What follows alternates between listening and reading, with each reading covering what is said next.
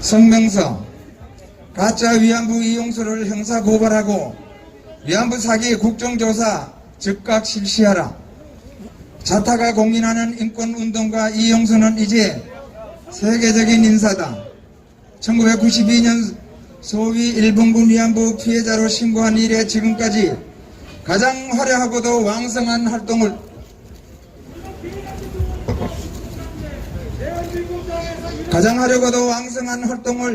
한 여인이다.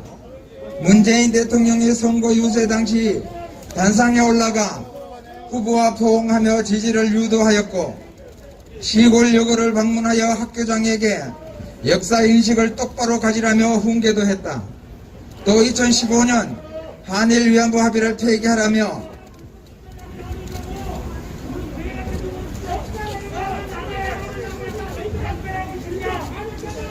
박근혜 대통령을 원색적으로 비난하는가 하면, 사드 반대 집회에서 어떤 미국 연놈이 우리 대한민국에다가 사드를 택도 없는 소리 하지 말라고 일갈해 놓고는 6개월 뒤에는 언제 그랬냐는 듯이 청와대에서 국빈 트럼프 대통령과 포옹하는 기막힌 장면을 연출한 인물이 이용수다.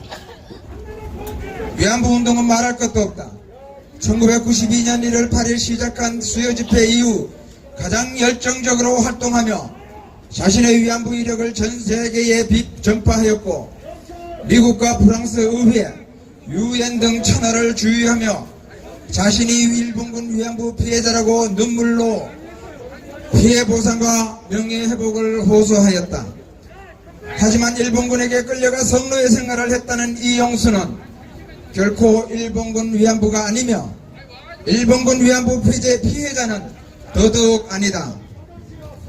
위안부는 1966년 대법원 판례에서 매춘 행위를 하는 여자를 지칭하는 것이라 한 바와 같이 포주와 고용계약을 체결하고 매춘 행위를 하는 직업여성, 즉 매춘부를 말한다. 다음으로 일본군 위안부는 중일전쟁과 태평양전쟁 시기에 전선을 중심으로 설치되어 일본군에 의해 관리 감독을 받은 위안소에서 일한 위안부를 말한다. 그리고 일본군 위안부 피해자란 위안부 피해자법 제2조 1항에서 정의한 대로 일제에 의하여 강제로 동원되어 성적 학대를 받으며 위안부로서의 생활을 강요당한 피해자를 말한다고 하였다. 일본군 위안부 피해자가 되기 위해서는 반드시 일본군에 의한 강제 동원이라는 조건을 충족해야 한다. 이용수는 집에서 잠을 자다가 일본군에게 끌려갔다고 하였으나 이는 거짓말이다. 일본군은 국가공무원으로 그들의 행위는 공무이기 때문에 여성을 동원하기 위해서는 반드시 관련 법령이 있어야 한다. 하지만 당시 조선 총독부와 같은 행정기관도 아닌 일본군이 직접 조선 여인을 동원하는 그런 일은 없었다. 설령 동원은 대상이었다 하더라도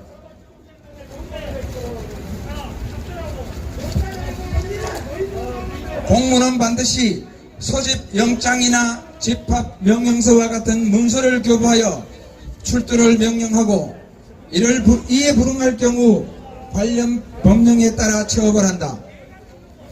중일전쟁과 태평양전쟁 지역에서 전쟁을 하던 군인이 전쟁을 하다 말고 조선 땅을 골고리 다니며 여성들을 강제로 끌고 갔다는 주장은 어불성설이다. 더구나 군인이 여자들을 강제로 끌고 가서 동료 군인들을 대상으로 성매매를 한다는 것 자체가 황당하기 짝이 없다. 실제로 이용수는 정대협이 발행한 증언집에서 국민복의 전투물을 쓴 한 남자가 옷보통에 있는 빨간 원피스와 가죽구두를 보여주니 어린 마음에 얼마나 좋았던지 그만 다른 생각도 못하고 선뜻 따라 나서게 되었다고 증언하였다. 이어서 대구에서 우리를 데려간 남자가 위안소 주인이었다. 우리들은 그를 오야지라고 불렀다고 하였다. 이는 1992년 8월 15일 KBS 광복절 특집에 출연하여 간유리디에서 원피스와 구두를 보고 어린 마음에 먼지도 따라갔다고 한 발언과도 일치한다. 일본군에 의해 동원되지 않았으니 일본군 위안부 피해자가 될 수 없음은 당연하다. 또 이용수는 밖에 나가서 진단을 받아본 기억은 없다. 사쿠라는 콘돔이라는 것도 몰랐다고 하는가 하면 주인이 불구스름한 빛이 나는 독한 606호 주사를 놔주었다. 다 낫지 않았는데도 남자를 받아야 하니 잘 낫지 않았다. 그래서 계속 주사를 맞아가며 군인들을 받았다. 근처에 병원 같은 곳도 없고 보건소도 없었다고 증언하였다. 이는 엄격하게 관리되는 일본군 위안소에서는 일어날 수 없는 일들이다.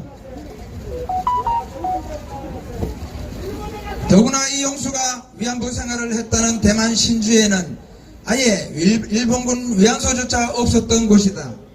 일본군 위안소가 없었던 곳에서 일본군 위안부 생활을 했다는 이용수의 주장을 어떻게 믿으라는 말인가? 이용수는 결국 일본군 위안부가 아니라 일본 매춘업소에서 일한 직업 여성이었던 것이다. 실상이 이러함에도 이용수는 30년 동안이나 일본군 위안부 피해자를 자처하며 국민을 속이고 나아가 전 세계인을 속였다. 우리가 주장하는 위안부 피해자법 제2조 1항에 부합되지 않는 가짜 위안부는 비당한 이용수만 있는 것이 아니다. 최초의 위안부 증언자 김학수는 어머니에 의해 40원에 팔려가 평양 기생학교를 마치고 국내 영업을 위한 허가를 얻으려고 하였으나 나이가 모자라 결국 양아버지를 따라 중국으로 가게 되었다. 중국으로 떠나던 날 어머니는 노란 스웨터를 사서 평양역까지 와서 딸을 배웅했다. 여기에 일본군이 어디 있는가? 기로녹 평화상가의 주인공 기로녹 평화상가의 주인공 기로녹은 13살에 감옥에 있는 아버지 때문에 푸주간에 20원에 팔려갔다가 우여곡절 끝에 만주에서 위안부 생활을 하다가 돌아와 공장을 잠시 다녔다. 그러다가 평양기생학교 친구들과 의기투합하여 돈을 벌기 위해 중국으로 자진해서 건너갔다. 떠날 때 어머니는 당시에도 값비싼 녹색 유통 치마와 저고리를 선물해 주었다고 증언했다. 여기에 일본군이 어디 있는가?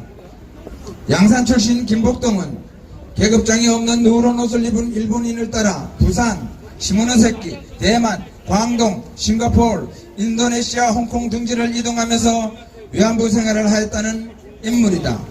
집을 떠날 때 어머니는 일본 가서 배고플 때 사 먹으라고 1원짜리 돈을 꼬깃꼬깃 접어서 옷깃에 바늘로 꿰매 주었다고 증언하였다. 이외에도 여성가족부에 등록된 240명의 소위 일본군 위안부 피해자 중 어느 한 사람도 일제의 공무에 의해 동원된 경우는 없다. 그런 일이 일어날 수도 없지만 그런 증거도 없다. 이와 같이 이용수를 비롯한 240명의 소위 일본군 위안부 피해자는 위안부 피해자법에서 정의한 일본군 위안부 피해자에 해당되지 않는다. 단언컨대 일본군 위안부 문제는 불쌍한 노인들을 앞세워 국민을 속이고 세계를 속인 국제 사기극이다. 이에 우리는 집권 여당인 더불어민주당에게 다음과 같이 요구한다. 하나, 가짜 위안부 이용수를 즉각 형사 고발하라. 둘, 국민을 속이고 세계를 속인 위안부 사기를 즉각 국정조사하라. 2011년 12월 16일 위안부법 폐지 국민행동